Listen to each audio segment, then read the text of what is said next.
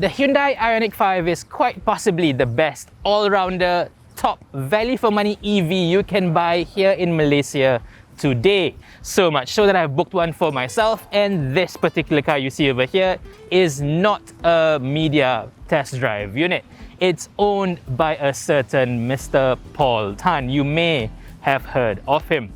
So in this video, we're going to find out what makes this car such a star performer, as well as its proper real-world driving range right here on Malaysian roads. We're going to find out all that and more in this video.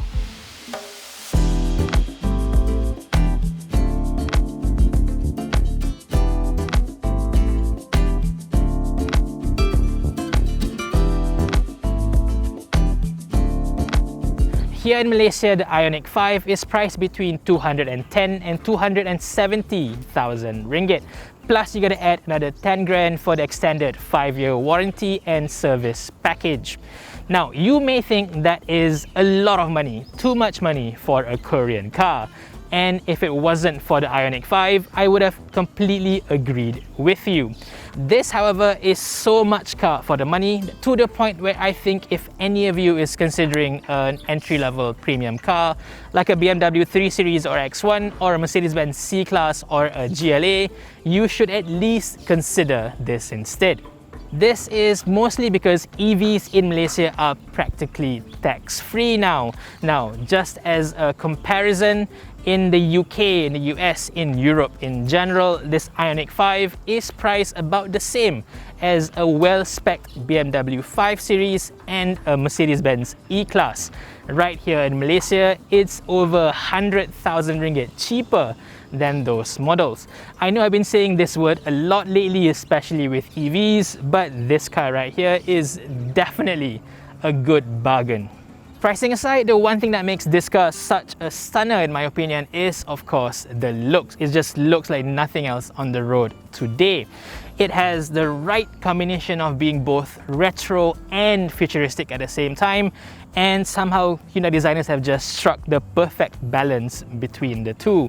Driving this car around town, you turn so many heads, you'd think you're driving a sports car instead. At the front, it's actually a very simple design. It's all straight cut, straight lines. There's no wild curves, wild bends, or chrome highlights either. The headlights especially is a super simple design, but it's all in the details. I absolutely adore the pixel graphics on the headlights. Reminds me of 8-bit graphics from the 80s. It looks super cool, and when it lights up, it really catches your attention as well. And then there's this big silver strip running through the front. It just looks like any other silver bar, but at night it lights up with small little LED lines. It's absolutely gorgeous at night. At the bottom, you've got these two intakes that are active intakes. They open and close depending on the cooling requirements of the car. It's simple, it's effective. I just love it. The one thing I don't like, however, is this giant Hyundai logo at the front. Why does it have to be so big, Hyundai? Come on. As a whole, I've seen other people saying this car looks like a Lancia Delta Integrale, but me personally, I think it reminds me more of a DeLorean, especially with this matte silver paint job. This, however, is exclusive to the top-of-the-range Max variant, while the rest of the range gets just normal gloss paints instead. Me, I'm just not a big fan of matte finishes, so for me, I've chosen the baby blue gloss option instead. At the side, Ioniq 5 is a bit of a curious car because its size is very, very deceiving. At first glance, you may think that this is just a small hatchback, but it's actually a crossover. Now, even the first time that I saw pictures of this thing, I thought it's the size of a small Volkswagen Golf. But in terms of length, at over 4.6 meters, in reality, this is actually longer than a Honda CR-V. In terms of overall dimensions, proportions, this is very close to a BMW X3 even. And the wheelbase at 3 meters long is as long as a BMW X5's. The reason this car looks like a hatchback is the over-exaggerated proportions of everything. It's almost as if the designers took a simple design of a hatchback and scaled everything up by 20-30% to make a larger crossover. The wheels may look like a normal size to you, but up close, these are, believe it or not, 20-inch alloys over here. They are absolutely massive.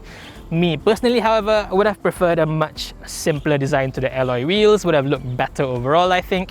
And this chambered design of the body claddings look a little bit over the top to me. But still, what I like are the tires over here. These are Michelin Pilot Sport EVs made specifically for electric vehicles.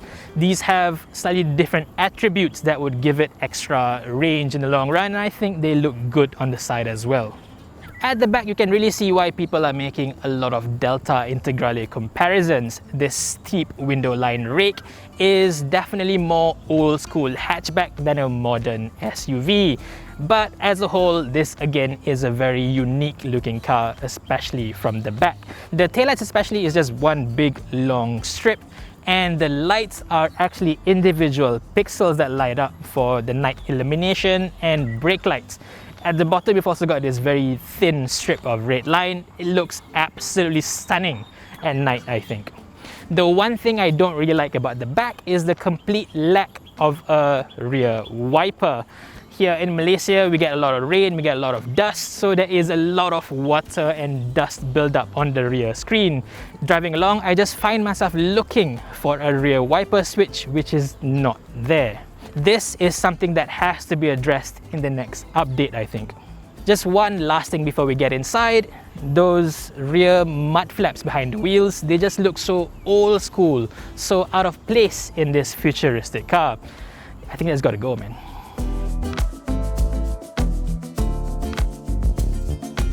On the inside, the Ioniq 5 is just as unique as it is on the outside. This car is built on a dedicated electric car architecture, Hyundai's very own EGMP, standing for Electric Global Modular Platform. This is what the industry calls a sandwich platform, where you've got a flat floor with the battery pack fitted underneath. You can really see this in effect here because literally you've got a flat floor. And because this is a dedicated EV from the very beginning, they don't have to create a space to fit in a front transmission. So you've got this whole extra space here available for you to fit in whatever you want, or even just cross over from left to right. It is a refreshing take of an interior. Overall, it gives a much more airy and spacious feel to the entire cabin, having so much space on the floor. And in this particular car, they've even added an advantage by giving this fully adjustable armrest. This is unique to the Ioniq 5, and I think this is a fabulous addition. There's even a large compartment right here for you to put your handbags or clutch bags or whatever. This is quite a unique thing for a modern car. But in terms of design, there's a lot of flourishes here as well. You've got this dual cockpit screen layout, very similar to what you'd find in a modern Mercedes-Benz. But over here, they've given it a white finish for it to pop, for it to stand out even more. And down here, you've got a nice center stack of your aircon controls. Now, these are actually touch operated buttons, so they're not exactly ideal because you don't get any tactile feedback when you use them. But at least they are permanently there, so you know where to find them when you need them. The Kia EV6, which by the way is a twin brother of this car, practically the same platform, just a different skin, different body on top, that has a much more complicated air conditioning control system. This is a simplified version of that, and I much prefer this. At the very least, you've got proper hard buttons for your media shortcuts, including a proper volume knob. That is my favorite right there. At the top is a widescreen touch operated display with an interface that looks a little bit too basic. It just reminds me of an old school Samsung smartphone. It just doesn't look very good. But At the same time, it also have access to Apple CarPlay, and here it works very well. You've got access to your usual Waze or Google Maps plus Spotify, which will then play the music through the Bose 9-speaker audio system. Now I know hearing Bose will make you think of a fantastic sound quality, but unfortunately the sound quality is just a bit meh in this car. It's not really bad in any way, but it really doesn't give you that much clarity, that much detail, especially in the mid-range. The bass is also a little bit over the top, I think. So yeah, it takes a little bit of fine-tuning to get exactly what you want with this Bose sound system. Another disappointment is that both Apple CarPlay and Android Auto have to be connected to your phone via a cable. Now you would think a brand new car, a brand new EV would have wireless CarPlay by now, but yeah, too bad. And another shocking detail is that all the USB ports on this car are USB-A ports, not the newer USB-C. Again, I just don't know how Hyundai has missed the boat on this one. But now let's move on to quality, where this car is very decent. It's not outstanding, it's just decent. Now it's partly to do with the higher price range that Hyundai is now occupying. This car is close to 300,000 ringgit, so I have to compare it against its premium rivals. So compared to a Mercedes-Benz of the 300,000 ringgit range, this doesn't really hold up. Now in terms of the touch points over here, the quality is very decent. There are a lot of soft material spread across the entire cabin, but if you look closely, you will find quite a fair bit of scratchy, thin, hollow plastics around this car. But however, that is only if I were to compare it against the premium brands like Mercedes-Benz, Audi and BMW. If you were to discount all those and just look at this car on its own, I think a lot of people will be happy with what this offers. A lot of the materials used throughout this entire cabin uses sustainable materials such as recycled plastics, vegan leather, and this fabric headlining over here, believe it or not, uses some parts of sugarcane fibers. That's all well and good if you're all into the sustainability action and whatnot, but as a car owner, yeah, certain parts can be improved, I think. But enough of being negative. I like to point out a few things that I do like about this car. The steering wheel over here is really nice and comfortable. It's got a nice heft, nice grip to it. And the gear lever, or rather gear stock on this car, is very unique as well. It has this rather phallic shape on the right side over here, but it's something that you get used to very quickly. You twist it forward to go forward and twist it back to go reverse. And then to park, just press the tip of the stock. It's very easy, very simple to use. And then you've got this steering boss over here, which somehow does not have any logos on it, but there is a reason for that. You see the 4 dots on top of it. In Morse code, that spells out H, as in H for the Hyundai logo. That is quite something indeed. And then you've also got the quirky details as well. The foot pedals at the bottom, there's a plus button on the accelerator pedal, there's a minus button on the brake pedal. That is quite clever. On the side, you've got this piece of plastic that sort of looks like marble to me. It's probably made out of some recycled plastic, but they do look really good and feel good to the touch as well. The seats, to me, I think they are also extremely comfortable. I know some people don't find it overly comfortable for longer journeys. For me, I find it perfectly nice and supportive. And then, as you've seen in various videos, there's also a party trick for the seat over here, where you just press one button and it rolls all the way back and reclines back. This is something that you may want to use when you are charging the car, when you're waiting maybe half an hour, maybe an hour as the car charges at a rest stop. But yeah, I don't think I'll be using this a lot. Speaking of the seats, this car has one of the best seat ventilation I've ever experienced on any car that I've tested. Turning it on requires quite a few steps, way more than I think is necessary, but once you have it on, it is fantastic. It cools down your body so fast, so quickly. Is one of my favorite features on this car. car. The one thing that this car does not have is a sunroof. That is because this is equipped with the solar roof package. Now the entire roof of this car has solar panels, and if you park it under direct sunlight or even just drive along on a sunny day, that will recharge the battery as you drive along. Hyundai says with the right conditions you can get back up to 2,000 kilometers per year based on the solar roof electricity alone. If you divide that by 365 days, you get around 5 to 6 kilometers of absolutely free driving every single day. I think that is pretty neat, especially since Malaysia is so hot. At least now you get something back out of it. Just one last thing before we move to the back seat, I got to show you this. That's not a glove box, that is a glove drawer. That I think looks great and is super useful as well. Alright, let's go to the back, shall we? Now at the back, the Ioniq 5 remains very impressive. As you can see, I've got lots of legroom left. I am only 167 centimeters tall, but I can imagine even if you're much taller, 180 or even more, you would fit in the back here just fine. Now headroom can be a bit of a problem if you're especially tall, but even if you are, you can just recline the rear seats for extra space. Now the seats themselves have a lot of adjustability built into them. You can just slide it forward through a power switch. Now this is something that's unique for the class. I can't think of any other car in the same price range to have a similar feature. The backrest is only manually adjustable by a lever on the side, but the range of adjustability is also impressive as well. You can go fully upright like this or go all the way down like that, or anything in between really. It really is a fantastic set of rear seats.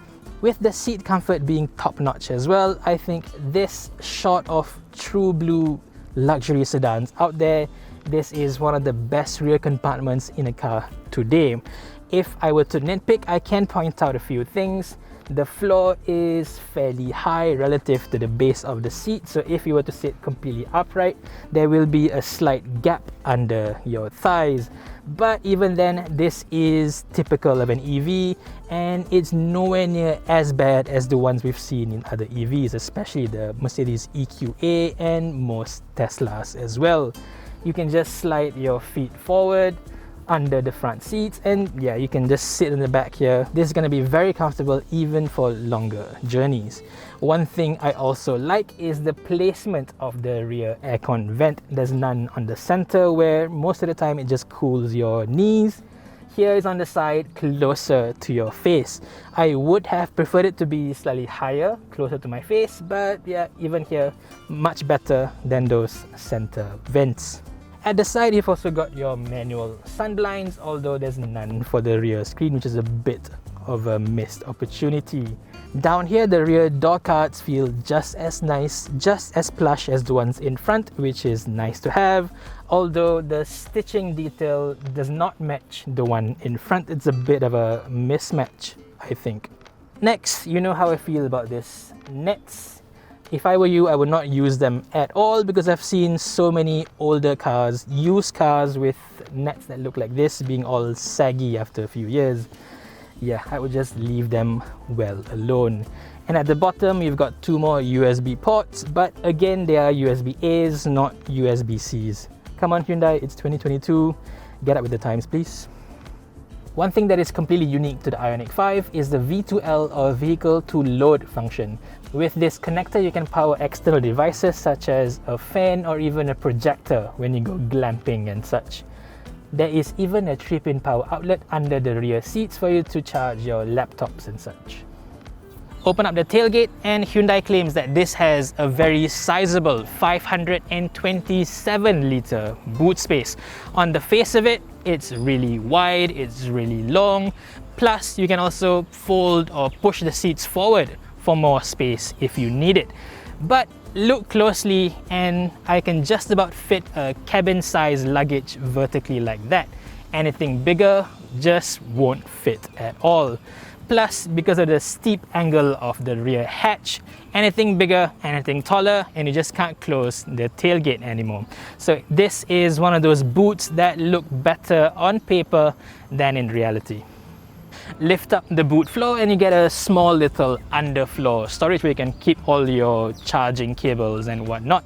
Fair warning, however, this car does not come with a Type 2 cable, so if you are planning to use public chargers, you got to find one for yourself.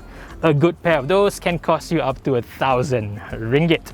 Other than that, you've also got a tire repair kit because this car does not come with any spare wheel. And in the middle here, taking up space, is the subwoofer for the Bose sound system. But yeah, like I said, it doesn't sound very good. Next, let's go to the front for the front trunk or fruit or front boot, foot, I don't know, whatever you call it. Let's go. Frank! Come on, man. Frank. As with most dedicated EVs, there's a small cargo space up front as well. In this case, covered by this really tacky cover that just says EV on it. That is so cringe. Now, open it up and you get a small and shallow room for you to put your small things. If you were to get the cheaper rear-wheel drive variants, you get a much bigger space at up to 50 liters of room. But with this all-wheel drive versions, you get a big step. And it's just so shallow, so small, I can't think of anything that I can fit up in front here. But they've got no choice about this, because if you open this up, the electric motor is literally right under the false floor. Now, speaking of that, let's go drive this thing finally.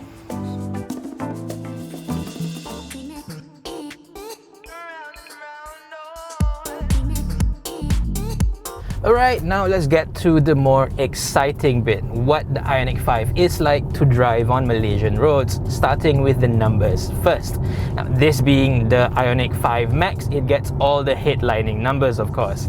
It gets a total of 305 PS of total output and 605 Newton meters of torque. This is an all-wheel drive vehicle with two motors, one running the front wheels, one running the rear wheels. So 0 to 100 is done in just 5.2 seconds. Not so long ago, that is pure sports car territory, and you don't even have to work hard to get that speed. I've timed it myself at just 5 seconds flat. It's such an easy, effortless car to go fast in. Now, putting that into perspective, by electric car standards, it is pretty damn fast. It is faster than a BMW iX, that is a $450,000 car. It's faster than a BMW iX3, 300 plus thousand car, and even the sporty looking BMW i4, that is 400,000 ringgit of a sexy sports car. This is faster than all of that. Just take a look at this. We are in sport mode, and if I were to just change lanes and full throttle, the speed that this car offers is just mind-boggling. You've gone from 60 to 100 kilometers per hour in an instant. It's amazing. It's hard to believe how quick this EV is, especially since it looks just like a regular hatchback on the outside, right? But this is a serious performance car in a straight line. Now, of course, there's quite a big difference between the three driving modes available: Eco, Normal and Sport. I've shown you just now how quick Sport is, but this car is best driven in Normal. Now, in Eco, it's a little bit too unresponsive. It requires you to have big throttle inputs, the pedal inputs, and it just feels a little bit too slow, a little bit too lethargic, I think. In Normal, it's just perfect. It's more than fast enough for your regular driving. It all feels so effortless, whether you're going uphill or even if you're asking for a quick burst of speed for an overtake, it just goes. This is an excellent performer. Now, in Sport, it's the same again, but it's amped up to 11, so the throttle is a little bit more twitchy. The throttle response is just a little bit too jumpy. I think I'd rather drive it in Normal most of the time. Now, when it comes to performance with electric cars, it's not just about the headlining figure. 0 to 100 in 5.2 seconds may sound very, very impressive, but when you drive it, it's a whole different thing altogether. Now, even if you were to bring a regular ICE car, regular petrol car that can do 0 to 100 in 5 seconds, you put this car next to that car, this is the one that will feel far more explosive, and is mostly to do with the instant torque of the electric vehicle. Now, with an ICE car, when you're cruising along at say 60, 70, 80 kilometers per hour, the gearbox is likely going to be hanging at a very high gear to save fuel, maybe the top gear even. And as soon as you mash the throttle that you're asking for a big burst of speed, the first thing it has to do is to downshift a couple of gears. Even the best gearbox in the world will take maybe half a second to react, to shuffle down a few gears, and then only can the power be put down for you to move forward. With an EV, everything is done in an instant. Just press the throttle and off you go. There is no delays whatsoever. It literally is like an on-off switch. This is the very reason why when you are describing something as extremely quick, you call it electric. The two electric motors here are paired to a 72.6 kilowatt hour battery pack. On paper, that is supposed to give you a total range of 430 kilometers on a WLTP driving cycle. But in my own real world testing, I've driven this car over 1,000 kilometers on the highways in the city, through a lot of traffic jams, and I've averaged around 17.5 kilowatt hour per 100 kilometers. You tally the numbers up and that works out to a maximum range of 415 kilometers. So yeah, I've gotten up to 95% of the claimed range. This, so far among all the EVs that I've driven, is the easiest to get closest to the claimed range. Quite a few other EVs that I've driven may claim to do around say 400 kilometers, but I would struggle to do 300, 350. This car over here claims to do 430. I've done 415 easy. And then we get to charging, which again, this car is ahead of most of its competition. This runs a very advanced 800 volt architecture, and the only other car in the market to have a similar setup is the super expensive Porsche Taycan. The rest of the market, even the more expensive BMW iX, iX3, i4, all that, they all run a 400 volt architecture. This makes a big difference when it comes to charging the car. Now you see, all EV makers have a maximum charging rate claim on their brochures and whatnot. This claims to do up to 350 kilowatt charging at a maximum. Most other EV makers such as BMW claim to do 150 kilowatts, especially the ones that are available here in Malaysia. But when it comes to actual charging using a DC fast charger, this car pulls way ahead. Now, because the vehicle's voltage is a direct factor in affecting the maximum charging rate of a car, the Ioniq 5's 800 volt architecture makes a massive difference.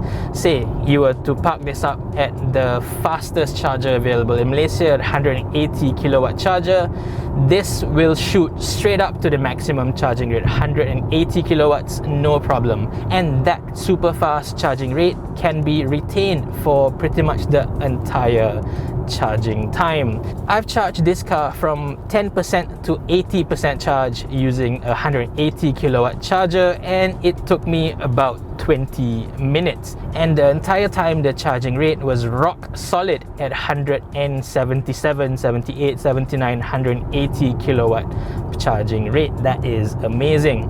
If you were to do the same with say a BMW iX, iX3, i4, any of those cars, it would struggle to go above 100 kilowatts, and even then it's going to be throttled as soon as the battery charge goes slightly higher than say 50, 60, 70%. So basically it's going to take one of those BMWs a much longer time to charge, even using the exact same fast charger compared to this Ioniq 5. and because most chargers in Malaysia are charged by the minute, you will be paying a lot less for charging in this car, especially if you're going for those ultra high performance chargers like the 180 kilowatt chargers that I've been using. But even with all those positive things I've said so far, we do have to come to this rather sobering part of the Ioniq 5, because technically we are getting an older version of this car. In a few other markets, in Europe especially, they have updated the Ioniq 5 to a bigger battery, 77 kilowatt instead of just 73 over here, and there's even a power bump to go along with it. But here in Malaysia, we are still getting the original launch version, not the global model year 2022 version. And then there's a matter of the 3 variants that we get over here. 2 of them are using the smaller battery pack with a rear-wheel drive single motor configuration, while this max version is using a bigger battery, 72.6 kilowatt hour battery, plus an all-wheel drive 2-motor configuration. In most other markets, you can also configure the big battery with a single rear electric motor for an even longer range. So while this car is claimed to do 430 kilometers, if you spec the single motor version with the big battery, you can get up to 480 plus kilometers. Me personally, I would have much preferred that particular spec, because I would happily trade a little bit of this car's immense speed for an extra range, for even better usability. Now, don't get me wrong, 400 and 415 kilometers per charge is very, very good indeed. I can happily use this car for my everyday drives without any worries or any range anxiety at all. But with EVs, longer range is always going to be better, I think. There's also another reason why I think this car is somewhat a little bit too overpowered, because as fast as this car is, it just doesn't have the chassis to handle all this much power, because this car, as rightly so, is tuned more for comfort than for handling. Obviously, this is a family car. It is a crossover. After all, it's not a low-slung sports car. So on the road, it rides beautifully, as it should. It is tuned definitely far towards the comfort slider rather than being stiff and being dynamic. And I think that's the right decision for Hyundai. Now, this is something that a lot of EV makers get wrong because of the higher weight of a typical EV. Even this is over 2 tons. It's super heavy if you compare it against a comparable ICE vehicle. Most EV makers put on very stiff suspension. And with that, most EVs have a very typical busy ride, especially through low speed bumps and whatnot. With this Ioniq 5, they really got a really good setup over here. It feels really no stiffer than a typical ICE car, and it's a very comfortable one at that.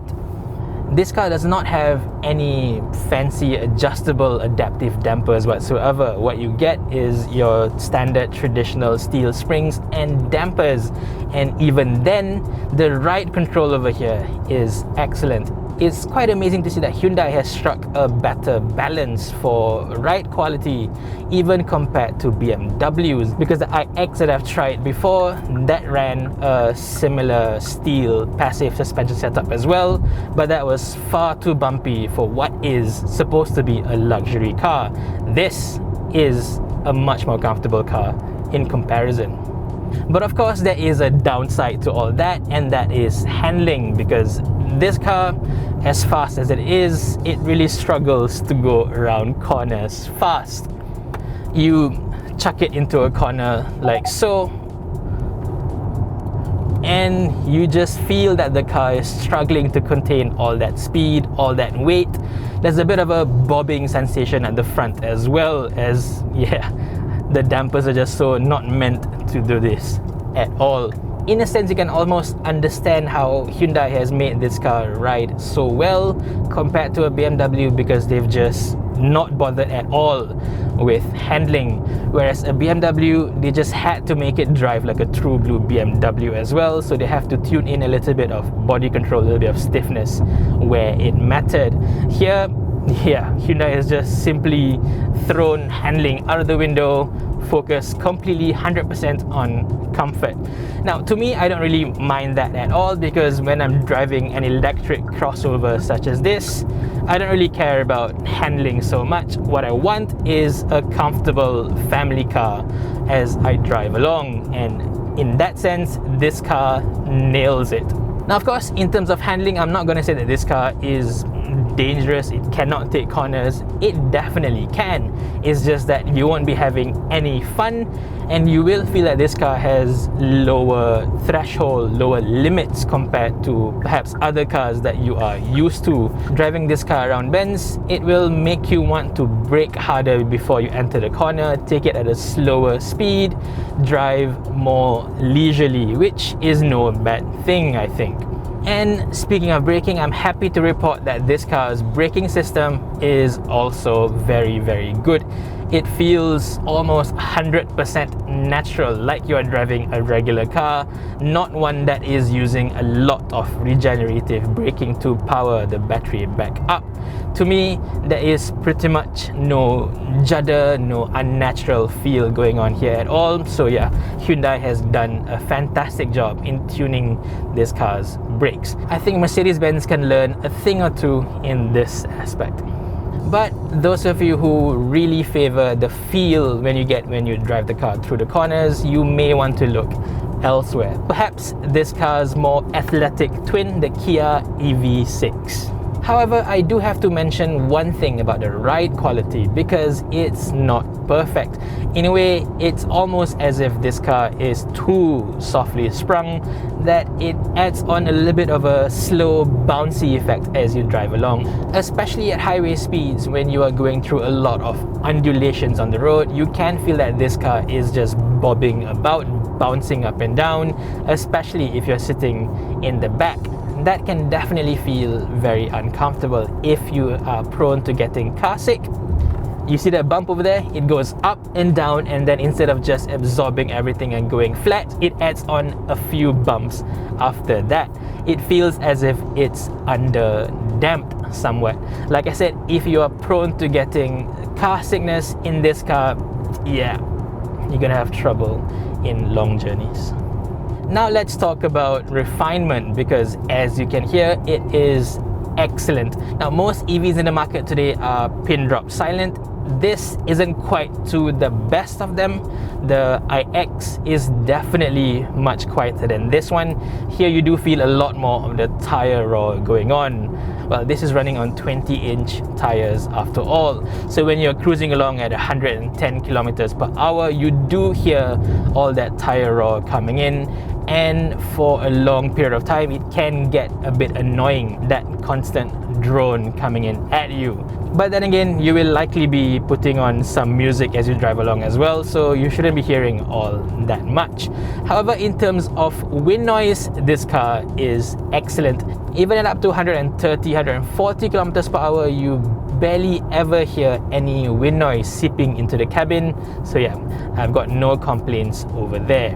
Now let's talk about the driving assist systems on this car.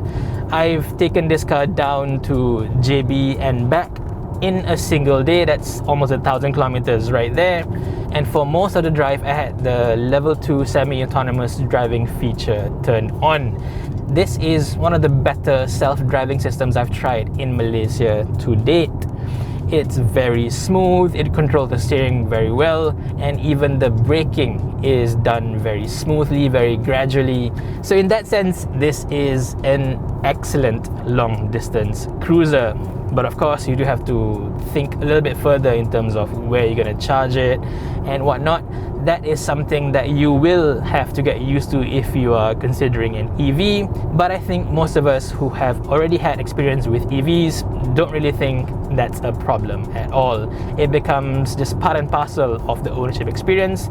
It's not something that I think is a negative thing at all. Like I said, I've charged this car from 10 to 80% along the way going down south in just 20 minutes. That's barely enough time to go to the toilet and order a coffee.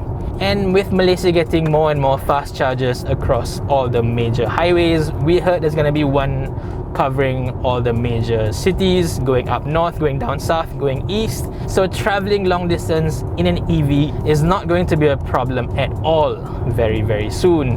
And with the Ioniq 5 being able to sustain a much higher charging speed compared to most other EVs, you will be spending a lot less time charging compared to other EV owners. To me, yeah, that's definitely a big win for the Ioniq 5.